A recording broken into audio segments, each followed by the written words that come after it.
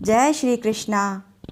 आइए सुनते हैं पुरुषोत्तम मास महात्म्यम कथा का 18वां अध्याय। नारद जी बोले, हे तपोनिधे, उसके बाद साक्षात भगवान वाल्मीकि मुनि ने राजा दृढ़धनवाद को क्या कहा? आप कृपा करके मुझसे कहिए। श्री नारायण बोले, वह राजश्री दृढ़धनवा अपने पूर्व जन्म का वृतांत सुनकर आश्चर्य करता हुआ वाल्मीकि मुनि से पूछता है, हे ब्राह्मण, आपके अमृत के समान वचनों को पान करके भी मैं तृप्त नहीं हुआ हूँ।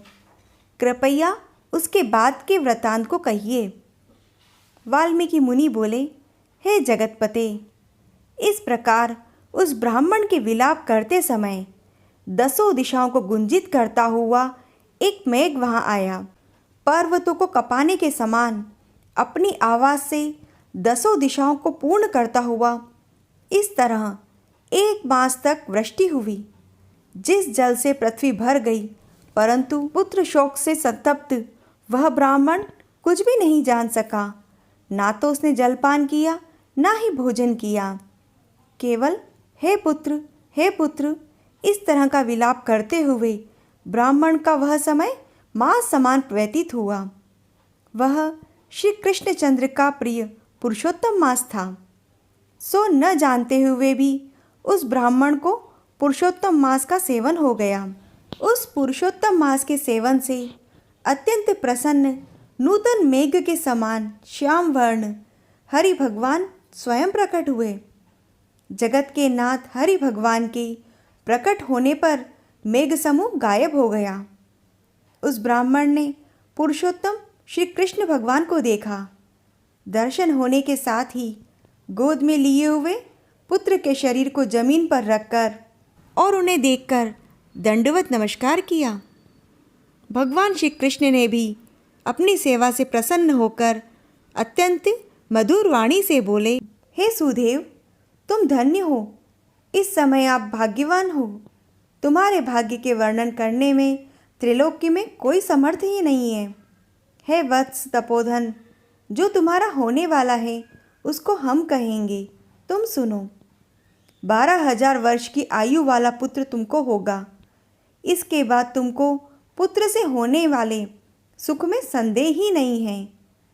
प्रसन्न मन से मैंने यह पुत्र तुमको दिया है। हमारे प्रसाद से होने वाले तुम्हारे पुत्र सुख को देखकर हे द्विजोत्तम, गंधर्व और मनुष्य पुत्र सुख की इच्छा करने वाले होंगे। इस विषय में तुमसे प्राचीन इतिहास कहूँगा, जिस इतिहास को पहले मार्कंडेय मुनि ने राजा रघु से कहा था। प्रथम कोई श्रेष्ठ मन वाले मुनीश्वर लोगों को पुत्र रूप मानसिक चिंता से जले हुए देखकर दुखी हुए और अमर पुत्र की इच्छा से तप करने लगे। 1000 वर्ष बीत जाने पर धर्म मुनि से देवता लोग बोले, हे मुनीश्वर, तुम्हारे कठिन तप से हम सब प्रसन्न हैं। इसीलिए अपने मन के अनुसार श्रेष्ठ वर मांगो। श्री नारायण बोले, देवताओं के अमृत तुल्य वचन को सुनकर धनुर नामक मुनि ने बुद्धिमान और अमर पुत्र को मांगा। उस ब्राह्मण से देवताओं ने कहा कि पृथ्वी में ऐसा पुत्र ही नहीं है। तब धनुर्मुनि ने देवताओं से कहा, अच्छा, ऐसा पुत्र दो जिसकी आयु की मर्यादा बंधी हो। देवताओं ने कहा कि कैसी मर्यादा?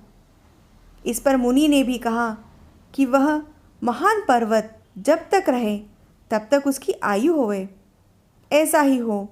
इस प्रकार कहकर इंद्र आदि देवता स्वर्ग को चले गए। धनुर्शर्मा ने थोड़े समय में ही वैसे पुत्र को प्राप्त कर लिया। उस मुनि का पुत्र आकाश में चंद्र के समान बढ़ने लगा। 16वें वर्ष में मुनीश्वर ने पुत्र से कहा, हे पुत्र, ये मुनि लोग कभी भी अपमान करने योग्य नहीं हैं। इस तरह शिक्षा देने पर भी उस पुत्र ने मुनियों का अनादर किया। आयु की मर्यादा के बल से उन्मत्त उसने ब्राह्मणों का अपमान किया।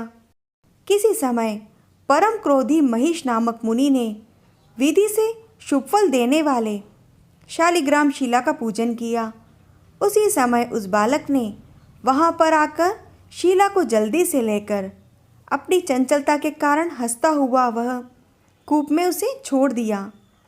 क्रोध से युक्त दूसरे काल रुद्र के समान उस मुनि ने धनुर्मुनि के पुत्र को शाप दिया कि वह अभी मर जाए, परंतु उसे मृत हुए न देखकर मन में मृत्यु के कारण का ध्यान किया तो देवताओं ने इस धनुर्मुनि के पुत्र को निमित्त आयु वाला बताया। इस तरह चिंता करते हुए महिष मुनि ने लंबी सांस ली, जिसे कोई कोटि महिष पैदा हो गए। उन महिषों ने पर्वत को टुकड़े टुकड़े कर दिया। उसी समय मुनि का अत्यंत दुर्मद लड़का मर गया। धनुर्मुनि ने अत्यंत दुख से बार बार विलाप किया और अनेक प्रकार के विलाप करके पुत्र के शरीर को लेकर दुख से अत्यंत पीड़ित होकर अग्नि में प्रवेश किया। इस प्रकार हठ से पुत्र प्राप्त करने वाले कहीं भी सुख को नहीं पाते हैं। हे तपोधन, गरुड़ जी ने जो यह पुत्र आपको दिया है, इससे संसार में आप प्रशंसनीय पुत्रवान होंगे। मैंने प्रसन्न होकर पुरुषोत्तम के महात्म्य से इस पुत्र को चिरस्थायी किया है। यह आपको सुख देने वाला होगा। पुत्र के साथ गृहस्थ आश्रम के सुख को भोगने के बाद आप ब्रह्मलोक को जाओगे। वहाँ उत्तम सुख देवताओं के वर्ष से 1000 वर्ष पर्यंत भोग करके आप पृथ्वी पर आओगे। हे द्विजोत्तम, यहाँ आकर आप चक्रवर्ती राजा होंगे और दृढ़ धनवा नाम से प्रसिद्ध सवारी से युक्त 10,000 वर्ष पृथ्वी के राजा का सुख भोगोगे। इंद्र के पद से अधिक अखंड बल और ऐश्वर्य आपको मिलेगा। तभी आपका यह पुत्र शुक पक्षी होकर वट वृक्ष के ऊपर बैठकर वैराग्य पैदा करने वाला श्लोक सुनाएगा। शुक पक्षी के वचन को सुनकर आप दुखी मन होकर घर आओगे और संसार के विषय सुखों को छोड़कर आपको वाल्मीकि मुनि आकर ज्ञान कराएंगे। उनके ज्ञान को सुनकर आप दोनों स्त्री पुरुष आवागमन से रहित पद को पाओगे। इस प्रकार महाविष्णु के कहने पर वह ब्राह्मण उठ खड़ा हुआ। वे दोनों स्त्री पुरुष ब्राह्मण पुत्र को उठा हुआ देख अत्यंत आनंदित हुए। सभी देवता लोग भी संतुष्ट होकर पुष्प की वर्षा करने लगे। शुकदेव ने भी श्री हरि और माता पिता को प्रणाम किया। उनको देखकर गरुड़ जी भी अत्यंत प्रसन्न हुए। उस समय चकित होकर ब्राह्मण ने श्री हरि भगवान को नमस्कार किया और हाथ जोड़कर हृदय में होने वाले संदेह को दूर करने के लिए वचन बोले। हे हरि, मैंने 4000 वर्ष पर्यंत लगातार दुष्कर तप किया। उस समय मेरे को आपने वहाँ आकर जो कठोर वचन कहे, हे वत्स, हमने अच्छी तरह देखा है। इस समय तुमको निश्चय पुत्र नहीं है। हे हरि, उस वचन का उल्लंघन कर मेरे मृत पुत्र को जीवित करने का क्या कारण है, आप कहिए। इति श्री ब्रह्म नारदी पुराणे पुरुषोत्तम मास महात्म्ये 18 अध्यायः। जय श्री कृष्णा।